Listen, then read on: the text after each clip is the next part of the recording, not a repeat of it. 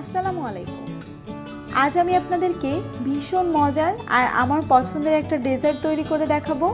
শুধু আমার না, আমার মনে হয় অনেকেরই পছন্দের ডেজার্ট এটা।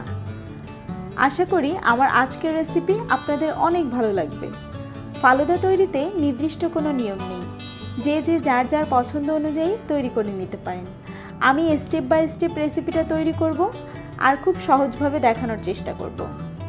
চলুন রেসিপি শুরু করা যাক। প্রথমে দুধটা জাল করে নেব। 2 কাপ ফুল ক্রিম দুধ নিয়ে নিচ্ছি। আপনারা আপনাদের প্রয়োজন অনুযায়ী দুধটা বাড়িয়ে বা কমিয়ে নিতে পারেন। বেশি করে রান্না করতে চাইলে সবগুলো উপকরণ আপনারা ডাবল করে নেবেন। আজ আমি যতটুকু পরিমাণে তৈরি করছি সেটা 2 থেকে 3 জনকে সার্ভ করা যাবে। গুঁড়া দুধ দিয়ে দিচ্ছি 1/4 কাপ।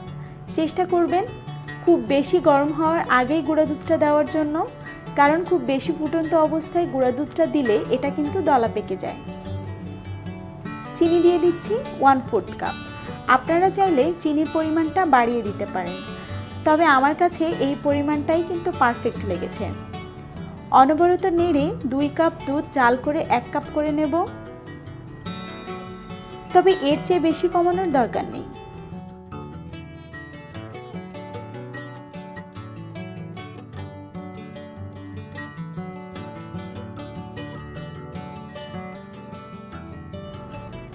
দুধটা জাল করে নেওয়া হয়ে গেলে 30 মিনিটের জন্য ফ্রিজে রেখে দেব। অবশ্যই ফ্রিজে রেখে দেবেন, তাহলে কিন্তু এটা খেতে অনেক বেশি ভালো লাগবে। এই পর্যায়ে আমি সাবুদানাগুলো সিদ্ধ করে নেব। চুলায় প্রয়োজন মতো পানি দিয়ে দিয়েছি। আধা কাপ সাবুদানা দিয়ে দেব। চাইলে আপনারা সাবুদানাটা 10 মিনিট আগে ভিজিয়ে রাখতে পারেন, তাহলে একটু দ্রুতই সাবুদানাটা সিদ্ধ হয়ে যাবে।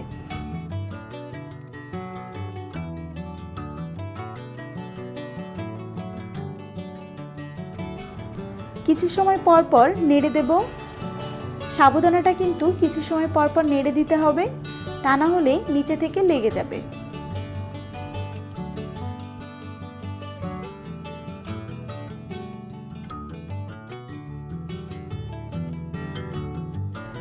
যখন দেখবেন সাবুদানার রংটা এমন হয়ে গিয়েছে, মানে দেখতে অনেক স্বচ্ছ লাগছে, তখন এমন একটা চালনিতে ঢেলে অবশ্যই ঠান্ডা পানি দিয়ে ধুয়ে নেবেন, তা না হলে কিন্তু একটার সাথে একটা লেগে যাবে। দেখুন, ঠান্ডা পানি দিয়ে ধুয়ে নেওয়ার পরও কিন্তু কিছু সময় রাখার পর এটা দেখতে এমন লাগছে। এবারে নুডলসগুলো সিদ্ধ করে নেব। আবারও আমি প্যানে পর্যাপ্ত পানি নিয়ে নিয়েছি। সামান্য পরিমাণে লবণ দিয়ে দিচ্ছি। পানিটা ফুটে গেলে স্টিক নুডলসগুলো দিয়ে দেব। আমি এখানে কোকোলা নুডলসটা নিয়েছি। ইনস্ট্যান্ট নুডলস বাদে যে কোনো নুডলসই কিন্তু দেওয়া যাবে। সিদ্ধ করা হয়ে গেলে এটাও চালনিতে তুলে ঠান্ডা পানি দিয়ে ধুয়ে নেব। ঠান্ডা পানি দিয়ে ধুয়ে না নিলে কিন্তু এটা একদমই স্টিকি হয়ে যাবে। এবারে ফলগুলো কেটে নেব। ফলগুলো আপনারা আপনাদের পছন্দ মতো কেটে নেবেন, আর পছন্দ মতো যে কোনো মিষ্টি ফল দিয়ে পরিবেশন করতে পারবেন। আমি এখানে আপেল নিয়েছি, আঙ্গুর নিয়েছি এবং বেদানার দানা নিয়েছি। ফলগুলোকে কেটে একটু মধু মিশিয়েও কিন্তু রাখতে পারেন। আমার হাতের কাছে মধু ছিল না, এই জন্য আমি এই পার্টটা স্কিপ করেছি। একটু মধু মিশিয়ে রাখলে ফলগুলো খেতে আরও বেশি টেস্টি লাগে। এবারে পরিবেশনের পালা। পরিবেশনটা আপনারা আপনাদের পছন্দ অনুযায়ী করবেন। আমিও আমার পছন্দ অনুযায়ী পরিবেশন করেছি। প্রথমে লাল রঙের জেলো দিয়ে দিচ্ছি। জেলোগুলো সবার প্রথমে তৈরি করে নিয়েছিলাম, আর জেলো তৈরির পুরো রেসিপিটা কিন্তু আমার চ্যানেলে দেওয়া আছে, চাইলে দেখে নিতে পারেন। এবারে সিদ্ধ সাবুদানা দিয়ে দিচ্ছি। আবারও আমি সবুজ রঙের জেলো দিয়ে দিচ্ছি।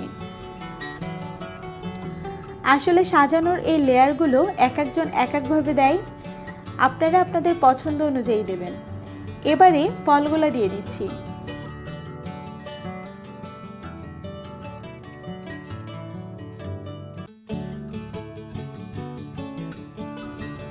হলুদ রঙের জেলো দিয়ে দিচ্ছি। এবারে কিছুটা নুডলস দিয়ে দিচ্ছি।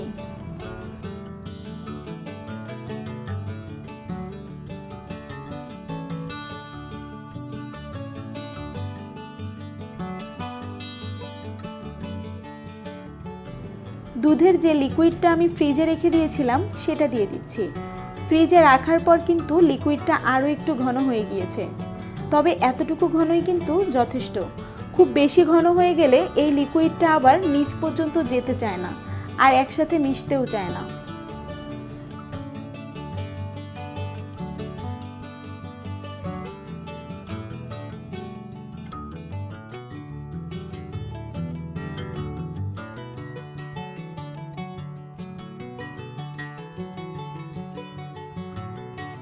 এবারে আইসক্রিম দিয়ে দিচ্ছি।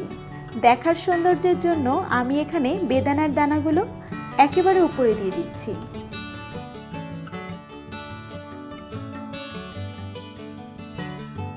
যেহেতু ফালুদা খুব কালারফুল একটা ডেজার্ট, তাই আরও বেশি কালারফুল দেখানোর জন্য উপর দিয়ে আমি কিছুটা জেলো দিয়ে দিচ্ছি।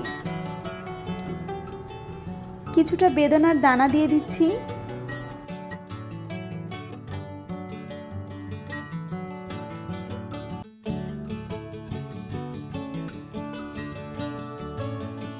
সবশেষে উপর দিয়ে একটু রোজ সিরাপ দিয়ে দেব। এটা কিন্তু একেবারেই অপশনাল, হাতের কাছে না থাকলে এটা না দিলেও চলবে। মাশাআল্লাহ, এটা দেখতে খুব সুন্দর হয়েছে। আর এটা দেখতে যেমন সুন্দর হয়েছে, খেতেও কিন্তু অনেক মজা হয়েছিল। আপনারা বাসায় প্লিজ একবার হলেও রেসিপিটা ট্রাই করবেন আর আমাকে অবশ্যই কমেন্ট করে জানাবেন কেমন হয়েছে। আশা করি আমার আজকের রেসিপি আপনাদের অনেক ভালো লেগেছে।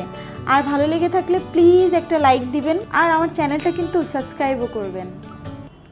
আজকের মতো বিদায় নিচ্ছি, দেখা হবে আবারও নতুন আরেকটা রেসিপিতে।